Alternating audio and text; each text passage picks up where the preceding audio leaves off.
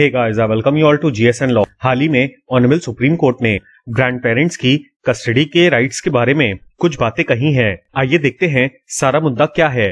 Case का नाम है रितिका शरण वर्सेस सुजॉय घोष और ये केस ऑनरेबल सुप्रीम कोर्ट के द्वारा 28/10/2020 को डिसाइड किया गया था।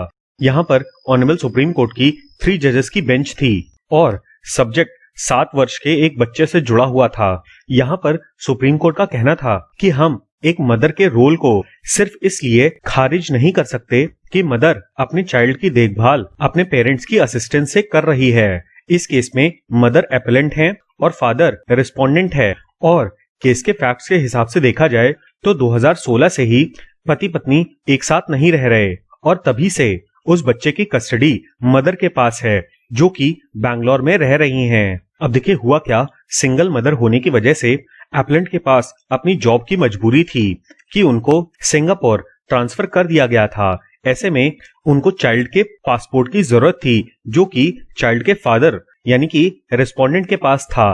और जब रिस्पोंडेंट को इसका पता चला तो उन्होंने एक एप्लीकेशन दायर की कि चाइल्ड को बैंगलोर से बाहर ना ले जाया जाए। रिस्पोंडेंट ने यहाँ पर यह कहा कि चाइल्ड की कस्टडी एपेलेंट के पेरेंट्स के पास है, ना कि एपेलेंट के पास जो कि बैंगलोर में रह रहे थे और उन्हीं ग्रैंड पेरेंट्स के पास चाइल्ड को रहना चाहिए। और ऑल्टरनेटिवली फादर ने यह भी कहा कि वो भी बच्चे की केयर कर सकते हैं। अब देखिए यहाँ पर फैक्ट ये भी है कि जो एपेलेंट के पेरेंट्स हैं वो वैसे तो नोएडा में रहते हैं, लेकिन टेम्परेरी बेसिस पर उन्होंने अग्री कर लिया है कि वो बैंगलोर शिफ्ट हो जाएंगे for helping the appellant in taking care of the child. लेकिन इसके ऊपर कोर्ट ने ये कहा कि चाहे जो भी सिचुएशन हो, रिस्पोंडेंट इस चीज को असर्ट नहीं कर सकते कि चाइल्ड को बैंगलोर में ही रहना चाहिए with the maternal grand parents यानी कि नाना और नानी।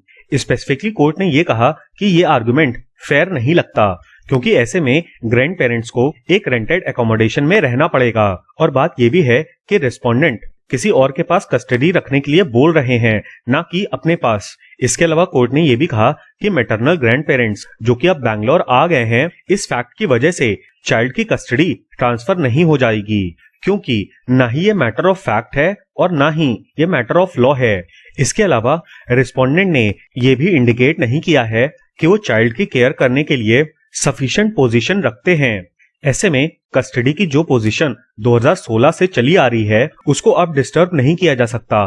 कोर्ट ने आगे कहा कि जब पति पत्नी साथ में थे तो जो बच्चा है वो दोनों लोगों के साथ ग्रो किया था, लेकिन 2016 से ही एपेलेंट यानी कि मदर के पास चाइल्ड के वेलफेयर की रिस्पॉन्सिबिलिटी है। इसके अलावा कोर्ट ने इस बात का भी संज्ञान लिया कि जो बच्चा है वो मदर के साथ सिंगापुर में रहने की इच्छा रखता है। अब हम एक्चुअल जजमेंट के कुछ एक्सट्रैक्ट्स को देख लेते हैं। कोर्ट ने कहा कि हालांकि रिस्पोंडेंट के साथ चाइल्ड अटैच्ड है, लेकिन उसने मदर के साथ रहने का इरादा बनाया है। दूसरी तरफ मदर गेनफुली एम्प्लॉयड है इन सिंगापुर और जो उनकी इच्छा है कि चाइल्ड उनके साथ में सिंगापुर में ही रहे। ये कोई ट्रिक नहीं है, बल्कि मदर ने continuously since the birth of the child उसको अपनी केयर में रखा है despite the demands of her employment. यहाँ पर कोर्ट ने एक और बात कही कि चाइल्ड का बेस्ट इंटरेस्ट दोनों ही पेरेंट्स की प्रेजेंस में है और इसीलिए फादर इज एंटाइटल्ड कि उनको राइट ऑफ एक्सेस और विजिटेशन मिले, यानी कि चाइल्ड से बातचीत करने का मौका मिले और चाइल्ड को विजिट करने का मौका मिले। कोर्ट ने यह भी कहा कि ऐसा करना इसलिए भी जरूरी है ताकि चाइल्ड के अंदर एक सेंस ऑफ सिक्योरिटी रहे जबकि उसके पेरेंट्स एक कॉन्फ्लिक्टिंग सिचुएशन में हैं। तो ये था हमारा एनालिसिस सुप्रीम कोर्ट के उस ऑर्डर का जिसमें ग्रैंड पेरेंट्स की कस्टडी के राइट्स के बारे में बताया गया है। उम्मीद है कि आपको यह समझ आया होगा कि पेरेंट्स की कस्टडी फर्स्ट एंड फॉरमोस्ट है for the welfare of the child. मैं आपको बता दूं कि इस वीडियो का पीडीएफ आपको हमारे टेलीग्राम चैनल पे मिल जाएगा। और हाँ, please don't forget to like, share and subscribe.